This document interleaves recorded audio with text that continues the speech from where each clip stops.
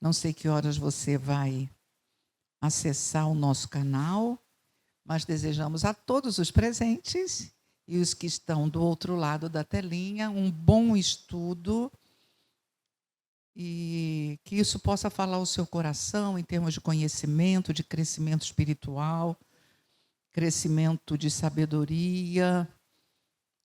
E a gente só pode responder às coisas que nos perguntam se nós temos conteúdo para responder. Por isso que tem um texto da Bíblia que fala, né, que nós temos que estar prontos para quando nos perguntarem alguma coisa. Qual é a razão da sua esperança? Qual é a razão da sua fé? Você tem que saber dizer, não é? Eu assisti ontem um debate de cristãos e ateus. E fiquei impressionada, assim, o nível de cordialidade, o nível de respeito um com o outro. Achei muito bonito. E teve uma hora que o cristão fez uma colocação que o rapaz que é ateu, né, que se diz ateu, ficou meio em suspense e não teve como responder. O cristão falou, tudo bem, você fala que não precisa da Bíblia para se ter uma moral do certo e do errado. Essa moral é a própria natureza que diz o que é certo e o que é errado. E aí ele falou assim, o cristão falou assim, ok, já que não tem certo nem errado, ou o mal e o bem existe, convive, então para que vocês ficam lutando tanto para não crer em Deus?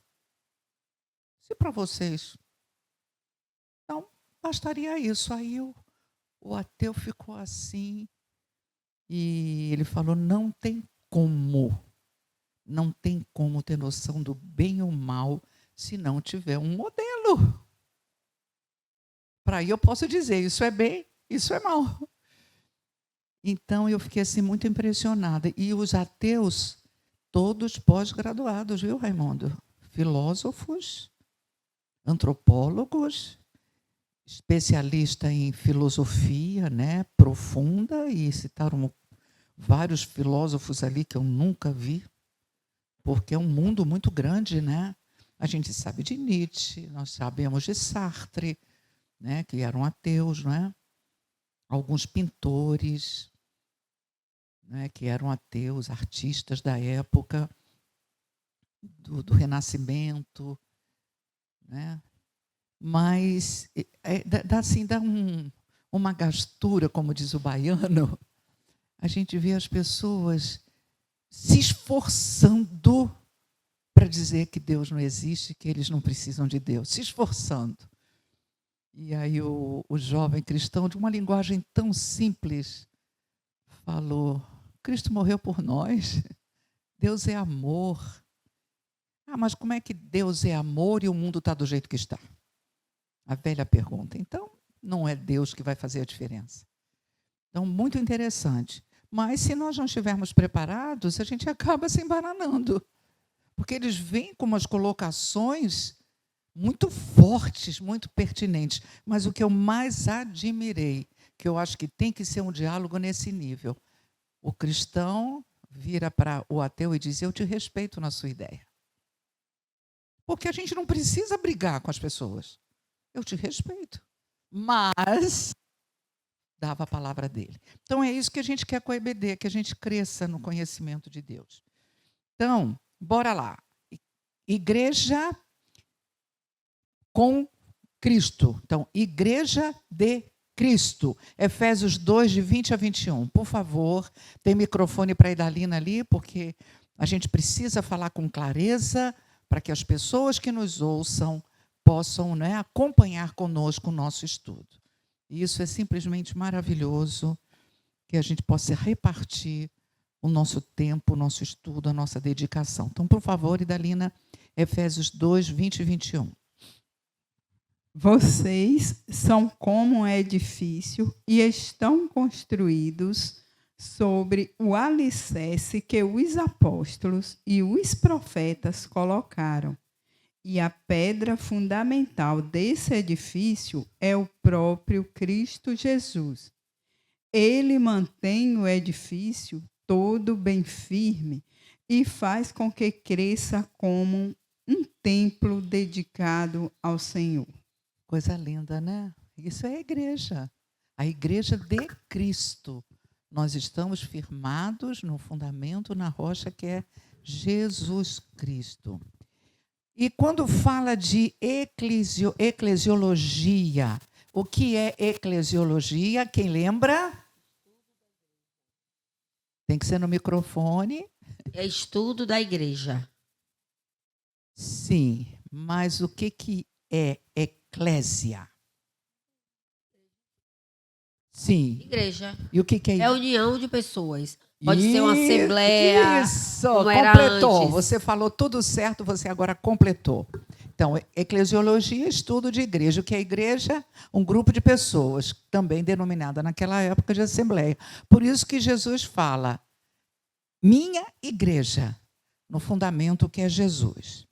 Então, vamos ver um pouco sobre essa questão de assembleia. Atos 7, 38. Por favor, Linda.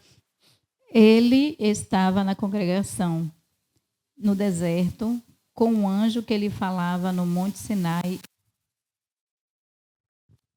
Repete, Tá. por favor. Está falhando. Ele estava na congregação, no deserto, com o anjo que lhe falava no Monte Sinai e com os nossos antepassados, e recebeu palavras vivas para transmiti-las a nós. Justamente. Então, um grupo fora, né? No caso aqui, ele está falando no deserto, e naquela época de Jesus, as reuniões eram dessa assembleia, era feita em determinado local, né, marcado com a hora, que eles iam discutir assuntos importantes, tomar decisões importantes. E Cristo, por isso que Cristo faz essa ressalva. Presta atenção, não é aquela assembleia que vocês se reúnem fora de vez em quando, não. É a minha igreja. Né? E aí, continuando aí, ele estava na congregação no deserto com um anjo, né, que foi que Linda leu, lhe falava ao Monte Sinai com os nossos antepassados e recebeu palavras vivas para transmitir a nós. Mas nossos antepassados se recusaram a obedecer-lhe. Ao contrário, rejeitaram-no em seu coração, voltaram para o Egito. Então, falando que aquela reunião houve rebeldia, né? As pessoas não levaram a sério o que os profetas falavam e tudo mais. Então, sempre para uma decisão, uma assembleia. Assembleia é um grupo de pessoas. Cristo, igreja, um grupo de pessoas que segue a Cristo. Muito bem, mas o que é a igreja? É um grupo que cresce. Cresce na diversidade de funções, nós já vimos isso bem explicado. Cresce na solidariedade entre os membros. Cresce na participação vital em Cristo. Cresce na soberania de Cristo e cresce na necessidade de conhecimento. Necessidade de conhecimento. Eu sempre gosto de repetir isso e vou repetir até quando eu puder. A nossa igreja tem uma marca. A nossa igreja é uma igreja séria, que leva o compromisso a sério. E é bom quem nos ouça saiba disso. Porque as pessoas estão confusas. O que realmente é uma igreja de Cristo Jesus. Até mesmo na questão de ofertar, de ajudar, tem pessoas que têm dificuldade, porque não sabem como nós tratamos o dinheiro. Nós, na verdade, como Igreja Batista Pérola dos Mares, que é livre para liderar, que tem um grupo de direção, diretoria, tem um conselho que organiza e faz acontecer, são pessoas sérias. E tem mais um detalhe muito importante. Deus não precisa do nosso dinheiro, falando em termos de finanças de dinheiro. Deus pode, com um sopro, fazer o que Ele quiser. Mas Ele dá oportunidade à igreja, enquanto na terra, de abençoar vidas.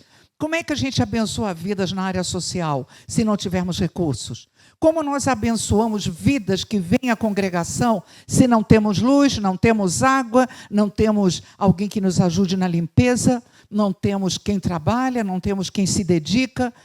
Quem vai fazer missões se não tiver os recursos para sustentá-los? Então, nós somos uma igreja séria, uma igreja séria. E eu escutei isso muito interessante de um pastor, quando falava nesse momento de gratidão. Quero dizer para vocês que a nossa igreja é séria. E eu digo também, Igreja Batista Pérola é uma igreja séria. É uma igreja séria. E as pessoas que nos visitam falam, poxa vida, aqui tem Bíblia. Aqui tem Bíblia. Talvez por conta disso nós não estamos superlotados. Talvez. Talvez. Não estou dizendo que esse é o motivo só. Mas muita gente acha muito pesado isso que eu estou falando. Né? Muito pesado. Então, voltando, é um grupo que cresce na diversidade de funções, solidariedade entre os membros, participação vital em Cristo, não em outra pessoa, não em liderança, em Cristo. Necessidade de crescimento e necessidade de conhecimento. Mas nós também somos uma família, família de Deus. Vamos lá, características de uma família. Servem pelo amor. São amados. Só na nossa, vamos dizer assim, nessa família, nós somos revestidos de fé e do amor. A nossa vida como família é uma família de fé. De fé, nós temos fé. Por isso que cada dia que amanhece, na segunda-feira, que a gente começa a semana, a gente põe o pé no chão e já está vivendo pela fé. Você pega o carro, vai trabalhar, vai pela fé. Porque você não sabe que tem um maluco alcoólico, você não sabe uma série de coisas. Um assaltante, não sabe de nada. Você vive pela fé. Nesse Deus que estará com você, não importa as circunstâncias. Eu acho tão interessante essa questão de fé, porque você vai para o ônibus, para o ponto do ônibus, que eu ia muito, né? Eu ia muito de ônibus para dar aula na faculdade. Eu gosto muito de andar de ônibus. Metrô. Metrô eu andei pouquíssimo, mas é bom também, é muito bom. E você vai para o ponto de ônibus pela fé, acreditando que naquele horário o teu ônibus vai passar, que você já está acostumada. Né? Vai pela fé. Você não fica, o que acontecerá? Não, você vai. Então, a família de Deus vive na fé. Na fé, na fé. Agora, quando a gente fala em fé, a gente tem que fazer uma distinção, que essa fé não é uma proteção que nada nos acontece. Isso é mentira. A gente vai na fé, não importa o que aconteça.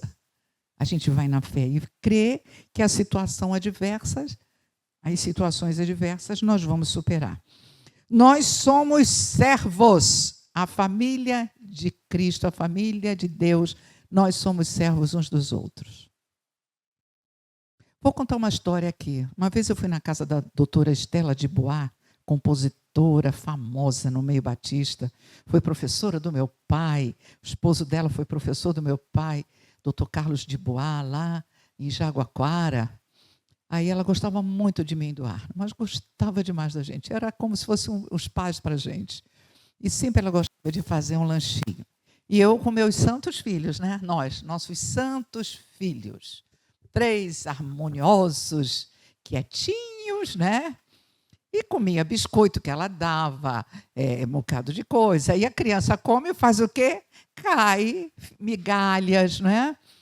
E quando acabava o nosso encontro, daquela tarde, daquele café gostoso que baiano sabe, oferecer café. Gente, eu nunca fui na casa de alguém para tomar um café que não fosse maravilhoso. É bom demais, né, o café do baiano? A minha mãe já gostava, viu, Roxinha, do café daqui. É um cuscuz, é uma banana cozida, é uma coisa boa demais o café. E aí, o que eu fiz? Peguei uma vassoura e fui varrer a área que os nossos santos filhos bagunçaram. Mas ela veio, você não pode fazer isso. E eu falei para ela, por que eu não posso varrer? Por que eu não posso varrer? Vocês entendem? Para algumas pessoas podem varrer, outras não. Na Igreja de Cristo não tem isso, não. Todos são servos. Todos são servos. E se eu disser para vocês que hoje ainda tem isso, por ser um pastor, por ser um diácono. Não tem diferença, gente. A Igreja de Cristo não tem anel de formatura. Isso é maravilhoso demais. Por isso que a igreja tem que fazer diferença na sociedade. Porque resgata as pessoas de lá, traz para cá e diz: você é importante para Deus. Eu não sou melhor que você em nada. Se tem alguma diferença, é a graça de Deus que me alcançou, não é mérito meu. Então, família de Deus é assim. Deveria ser. Porque se nós levarmos para as nossas famílias particulares, também tem problema, viu? Também tem problema. Tem gente muito metida besta. Nas nossas famílias que ainda não entenderam o que é ser de Cristo e ser servo e serva um dos outros. E outra coisa que caracteriza a família de Deus é fazendo a vontade do Pai. Eu vou fazer um parágrafo aqui. Parágrafo não, desculpa, um parênteses. Kaique, pelo amor de Deus, tem que ter um ventinho para mim. Está muito calor. Você desligou tudo, meu filho? O pessoal reclamou? Foi? O pessoal que está nos ouvindo. É que nós estamos no inverno da Bahia. Tem gente que já está com pele, bota até o joelho, cachecol, né? Mas liga aí para mim, algum para me refrescar aqui.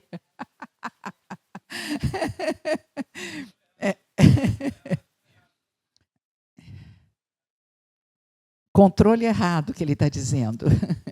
Muito bem, vamos continuando. Então nós vimos a Igreja de Cristo fundada na rocha, firmada na rocha que é Cristo, estudo da igreja e o que significa igreja, assembleia, o grupo que cresce, nos tornamos família de Deus.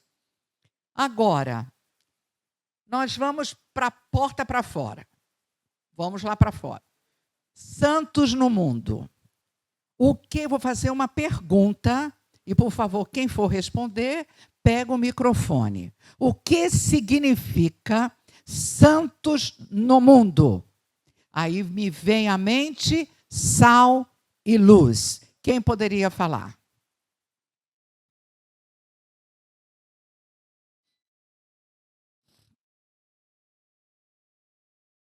Vamos lá, Idalina vai compartilhar.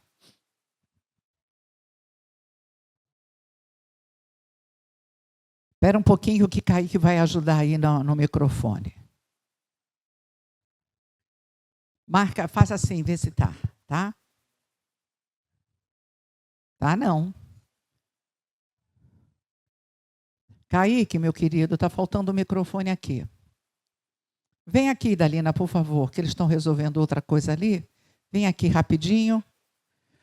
Pronto. Santos no mundo significa salvos, separados. Né? Separados para quem? Se vem de santo, de santidade, separados para Deus, né? Separado para o serviço de Deus. E no mundo, quais são as práticas que os santos no mundo devem apresentar? Amar o próximo como a si mesmo, né? Ser solidário, mostrar empatia com o outro, sempre, sempre, sempre. Isso aí. Fazer diferença, né? Fazer diferença. Fazendo diferença. Às vezes alguém chega perto da gente tão sofrido, tão abatido, uma palavra, um sorriso, né? A gente pode estar abençoando uma vida. Não é isso? A gente pode estar abençoando uma vida. Então, luz e sal. As pessoas falarem assim para a gente: nossa, você é diferente. É bom estar perto de você. É bom, né, ouvir você. Então, santos no mundo. Povo adquirido. Aí vem uma das coisas que eu me sinto extremamente honrada, e cada um de nós tem que se sentir honrado e honrada. Nós somos a geração eleita. Nós, Deus. Né? Geração eleita de Deus. Nós somos sacerdócio real. Nós somos povo escolhido. Nós somos embaixadores de Deus. E nós precisamos manter o testemunho. Manter o testemunho. Sabe por que hoje está mais difícil que quando eu entrei na faculdade? Por incrível que pareça, hoje está mais difícil de quando eu entrei na faculdade. Lá nos meus 18 anos, na turma de psicologia da Universidade Estadual do Rio de Janeiro, uma universidade de esquerda, né? As universidades são de esquerda, há muito mais de 20 anos que se vem trabalhando nisso. Eu me lembro que uma professora de antropologia, dando aula, ela era uma professora extraordinária, tinha um conteúdo, doutora, tinha livros escritos. E aí, um dia na aula, ela sentada na mesa, porque sem um pingo, desculpa, gente, mas sem um pingo de beleza, de finura, porque nós podemos ser modernos, contemporâneos, mas o nosso comportamento diz quem a gente é. E o cristão tem que ser fino. O cristão não tem que ser daquele bateu, levou, não. Tomou, levou, não. O cristão tem que ser educado, sabe? De verdade.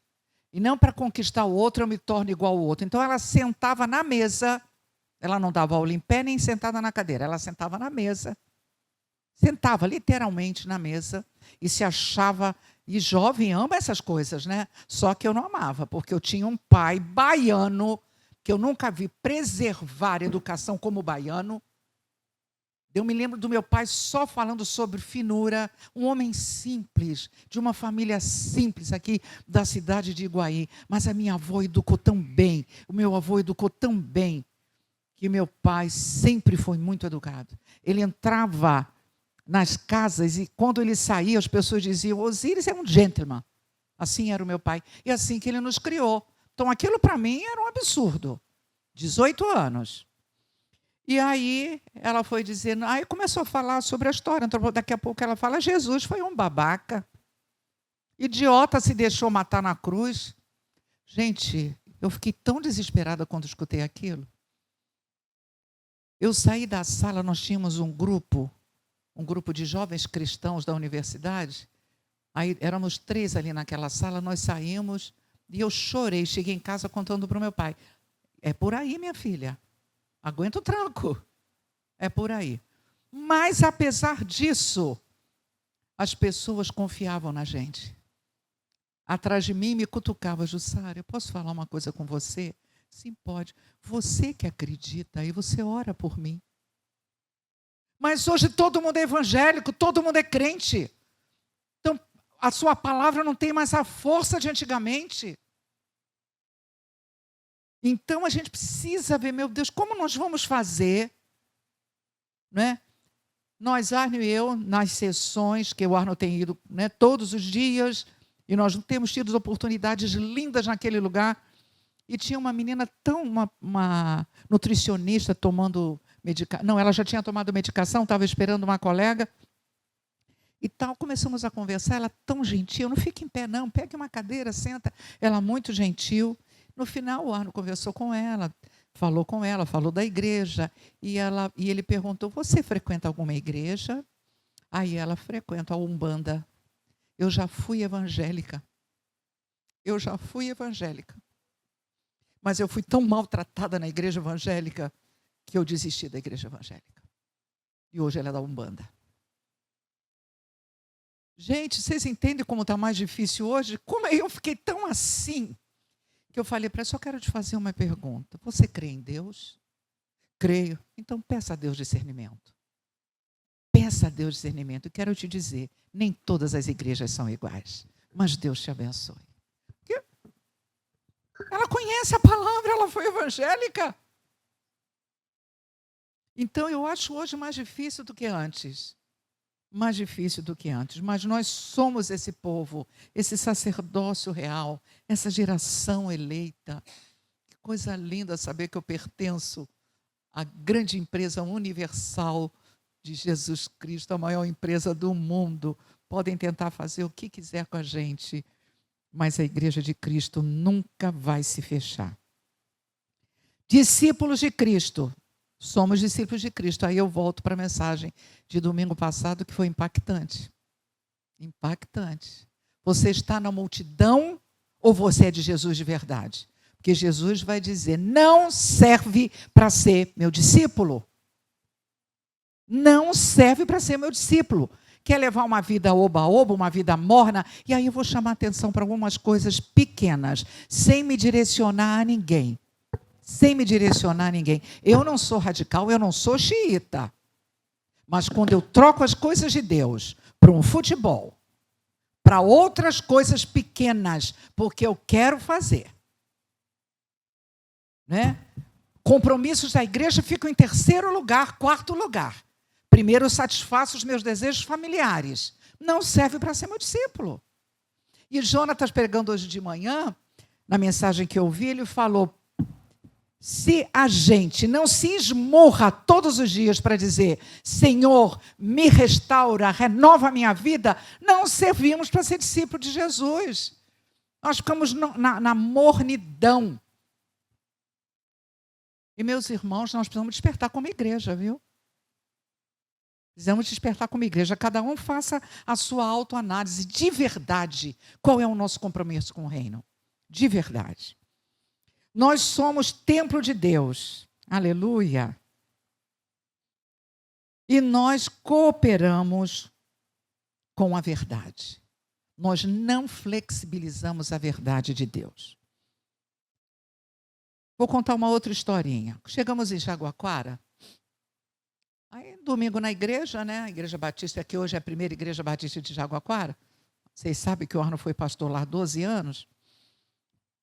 E no domingo, assim, senti falta de muita gente na igreja.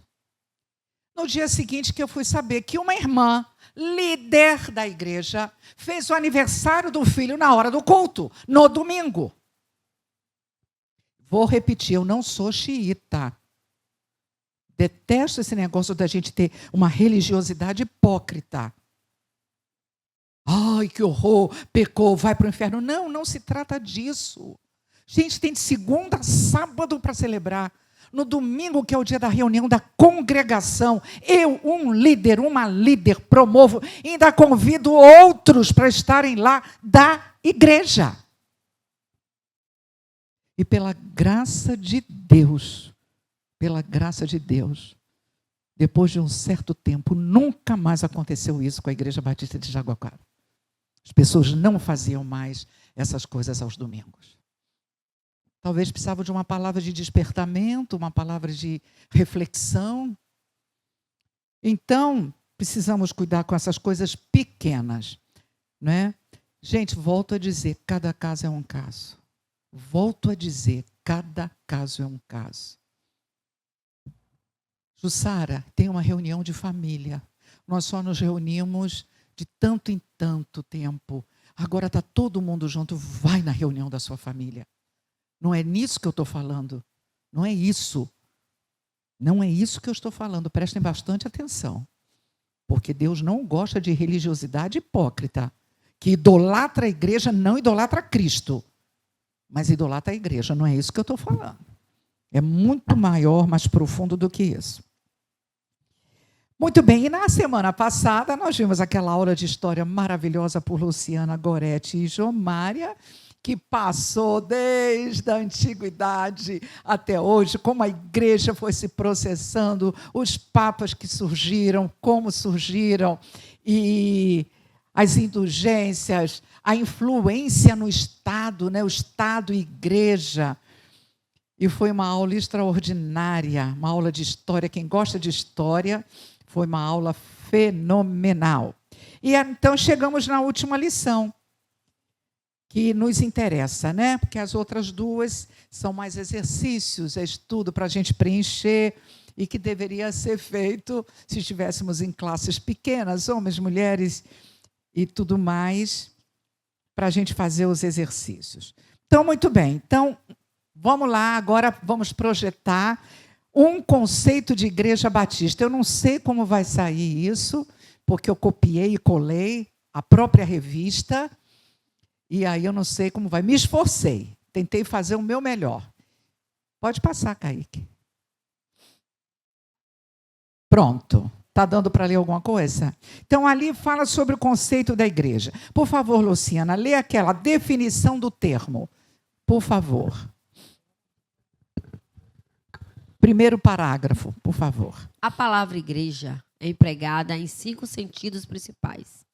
Ela se refere ao templo, que é o prédio, a uma denominação, a igreja presbiteriana. É um exemplo, né? É um exemplo.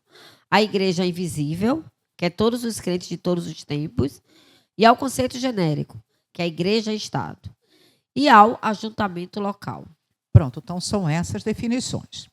2, governo. Pode ler, por favor, de novo, Luciana, o primeiro parágrafo. Dentro do conceito local, cada igreja batista é autônoma. Ela administra e governa a si mesma.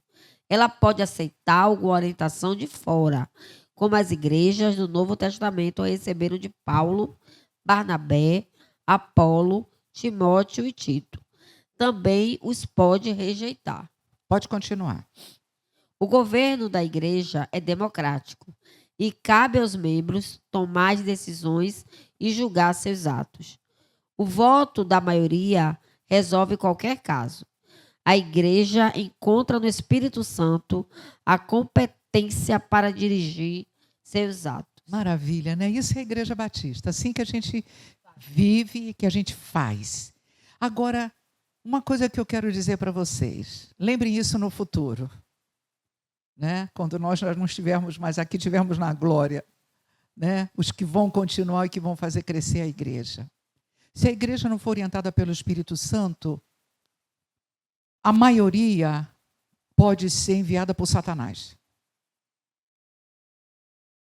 A igreja tem que estar cheia do Espírito Santo. Cheia do Espírito Santo. Quando a igreja não está cheia do Espírito Santo, o irmão que está tomado por outras coisas que não é o Espírito Santo, passa a semana ligando para os irmãos irem naquela assembleia para derrubar uma convocação, uma ideia da igreja. Vocês sabem que existe isso até hoje? Eu contei uma história aqui, que a Eliette de Moraes, que já veio aqui, compartilhou comigo. Uma irmãzinha falou: Eliette, eu estou ligando para você orar por mim. Amanhã vai ter uma assembleia na igreja. E eu fui eleita para o cargo tal. Mas uma irmã fulana de tal disse que eu não podia assumir esse cargo porque a minha filha engravidou e eu estava em pecado. E ela ia levar na assembleia isso, porque era uma assembleia, a maioria resolvia as pessoas que foram indicadas para os seus cargos. E Eliette falou para ela assim: ore, querido, o que a gente pode fazer é orar. Vamos pedir ao Espírito Santo que dirija. Então tá bom, eles começaram a orar. Essa irmã que ia levantar isso no conselho, na convocação da assembleia, na subida da escada, teve um infarto e morreu na escada. Porque com Deus não se brinca. Com Deus não se brinca. Mas isso acontece. E ela estava ligando para várias pessoas. Para várias pessoas. Se não estivermos cheios do Espírito Santo, não caminharmos em comunhão, é muito triste, gente. Pastores já foram tirados da igreja, homens bons, santos, por causa de gente perversa. Mas a maioria, aí tem um problema da maioria. Que a maioria que resolve. Se a igreja não estiver cheia do Espírito Santo, a carne pode falar mais. A inveja, o ciúme de cargos. Por isso que a gente tem que ter cuidado. Cada um que entrar na nossa congregação tem que entender que é serva, que é servo, que não é porque tem um microfone aqui que é melhor do que outro que está sentado, porque quer um microfone logo mal chegou. Cuidado com a inveja, cuidado com os ciúmes, cuidado com o coração que quer aparecer, e do Espírito Santo está bem pouquinho. Luciana, quer falar? Isso é muito forte e real, como a Jussara está falando, em relação aos irmãos, que não é só a inveja, né? Mas que faz motim. A palavra não deveria nem ser, né, ser essa dentro de uma igreja. Mas dessa irmã que a senhora contou o caso, ela fez uma coisa especial. Ela procurou uma pessoa certa, que deu uma direção a ela, que foi ore. Porque ela poderia ter tido qualquer outro conselho, qualquer outra direção, e ela não iria orar, ela não ia buscar o Senhor. Ela poderia ficar com mais raiva ainda. E a reunião realmente ser dela não ter o carro que tivesse. E a igreja poderia não estar como deveria. Porque quando Deus não está no controle, as coisas não irão acontecer. E aí eu trago para a nossa vida, né? Também. Esse exemplo é para a nossa vida e outros. Jussara trouxe das pessoas que aceitam cargo e deixa com que esse cargo suba. E aí ela acha que ela não pode mais fazer nada, a não ser eu sou a líder. Mas aí trago também para aquele que não tem um cargo. E que critica aquele que tem. E que diz assim, deveria fazer assim. Mas não chega para a pessoa e cuida. Chega para ele e diz assim, olha, minha amada, vem cá. Você pode fazer assim, assim. Olha, eu vi isso aqui na internet. Essa ideia é boa. Você não sabe não, mas eu posso te ajudar. Porque Deus chama todos. Tem aquele que vai ficar realmente na mídia, tem aquele que vai ficar no som, né, ali tocando como músico, musicista. Tem aquele que vai ficar... Mas tem aquele que vai estar aí na frente. Mas esse que está aí, ele pode ser ajudado por todos.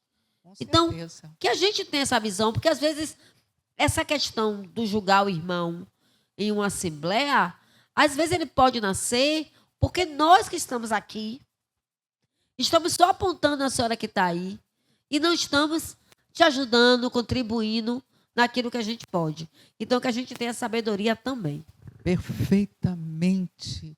Nossa, quando nós estamos no Espírito, a gente quer ajudar tanto, que a gente quer ver que o outro se dê bem, a gente fica feliz de que a liderança dela ou dele seja um sucesso. Eu vou contribuir. Olha, profissionais que prosperam são os profissionais generosos, humildes. Humildes. Nós conhecemos casos de meninos que eram office boy e se tornaram CEO da empresa.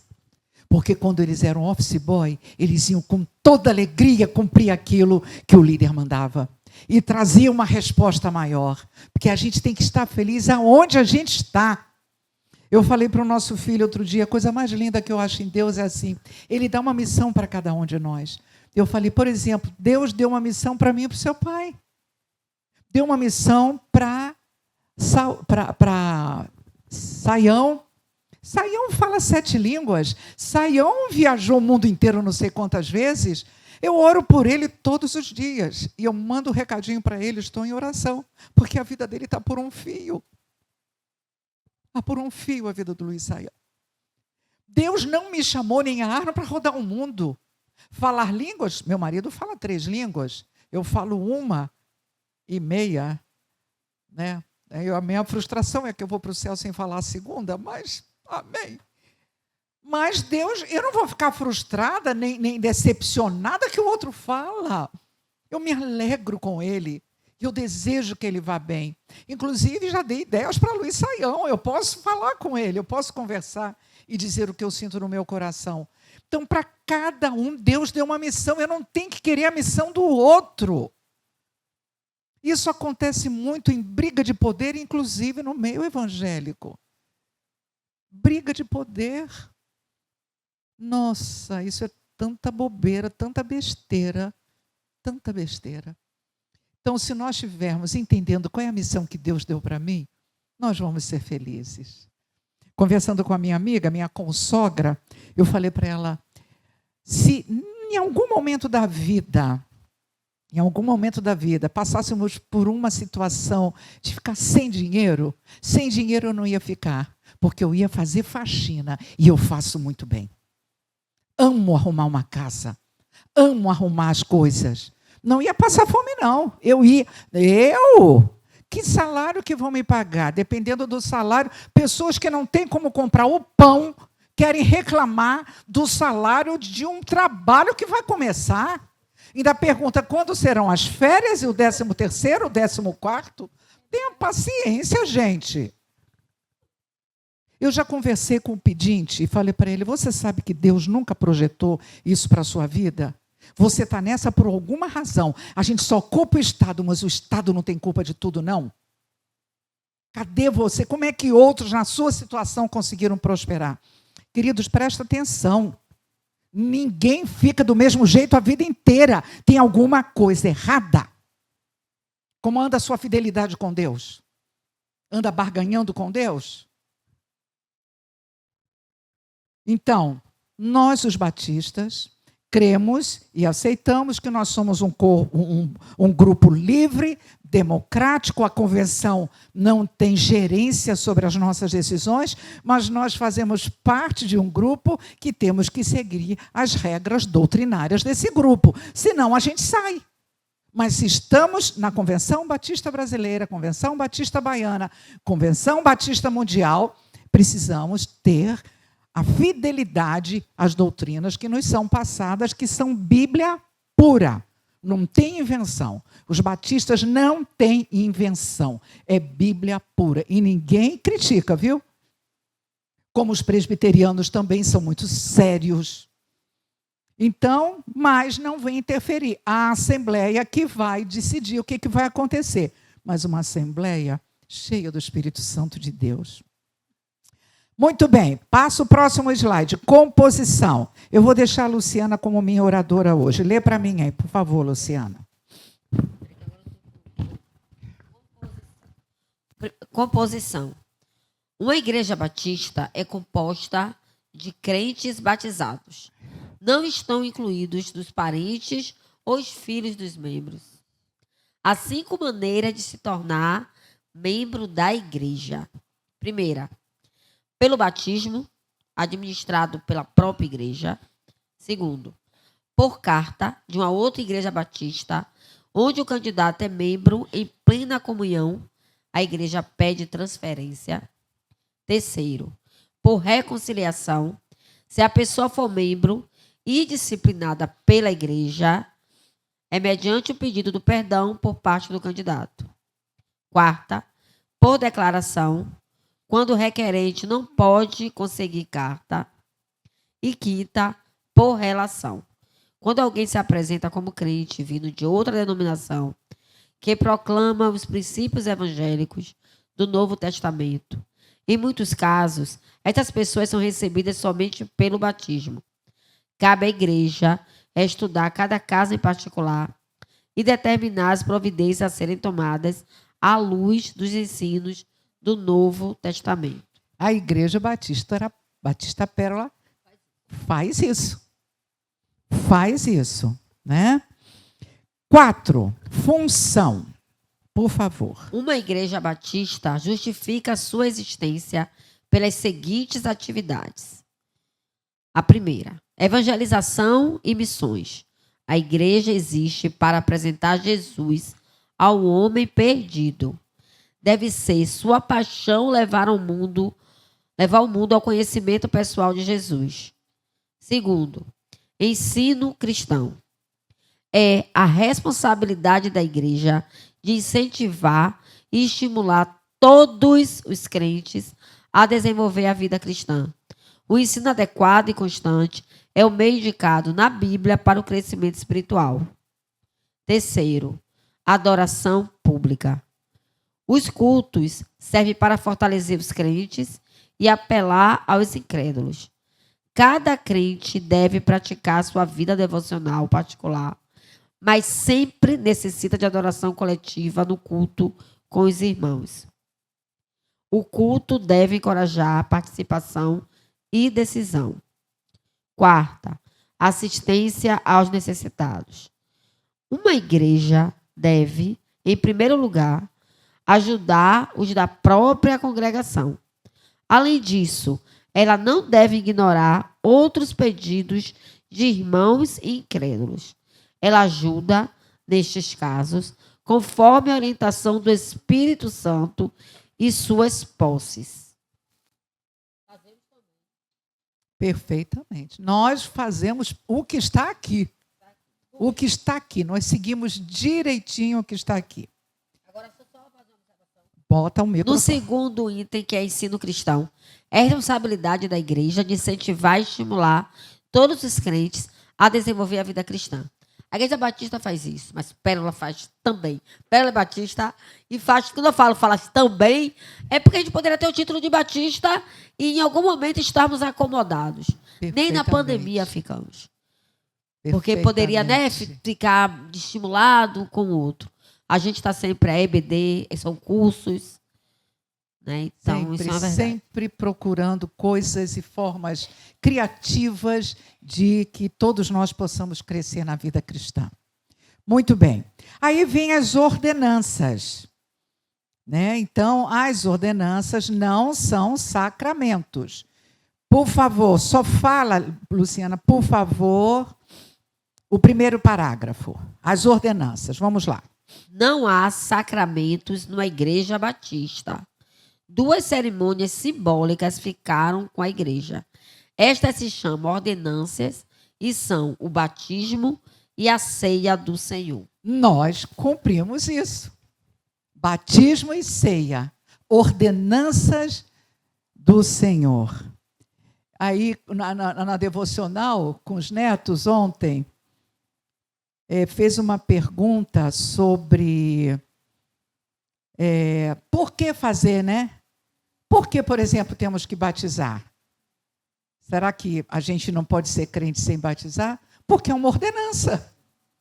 É uma ordenança. Se você crê, tem que obedecer. Senão você não precisa ser batista, vai ser outra coisa. Mas é ordenança. E a ceia, ordenança. Que é a coisa mais maravilhosa da gente lembrar do grande amor de Deus. Por que fez essa ordenança? Agora, na minha análise psicológica, é que o ser humano, se não fixarmos em termos de um condicionamento, a gente esfria, gente. Presta atenção, o povo de Israel teve períodos que era ligado com Deus. Daqui a pouco, foi-se. Na travessia, né? Empolgados para a travessia do Mar Vermelho, estou livre, estou liberto. Daqui a pouco murmuração, daqui a pouco isso, daqui a pouco aquilo, daqui a pouco crendo em outras coisas. Gente, nós seres humanos somos terríveis. Somos terríveis. Graças a Deus que temos as ordenanças. Muito bem, vamos lá para o último item, as doutrinas, por favor. Luciana. A doutrina fundamental dos batistas é da autoridade das Escrituras. O único credo das igrejas batistas é o Novo Testamento. Há interpretações dele que são distintivas dos batistas. Nos 2 estudos seguintes, examinaremos a declaração de fé que as igrejas da Convenção Batista Brasileira aceitam como linhas gerais da doutrina. É importante reconhecer que, mesmo entre estas, pode haver alguma diferença de batista para batista. E nós temos a Batista da Convenção Batista Brasileira, temos a Batista da Convenção Nacional e tem outros nomes de batistas por aí. Tem algumas diferenças, né? Nós não vamos detalhar as diferenças, mas é para dizer que, desde que o mundo é mundo, as pessoas interpretam das suas formas. Nós, quando Jesus estava no seu ministério, lá no início, né, e os seus discípulos seguindo, tinha fariseus, saduceus, escribas, que mais, meu marido? Linhas que eram todas, faziam parte do judaísmo. E quando a gente estuda a história da formação dos judeus, a gente vai ver como tinham pensamentos diferentes. Faz parte da humanidade. Temos presbiterianos, não são batistas. Estou falando em termos de interpretação bíblica.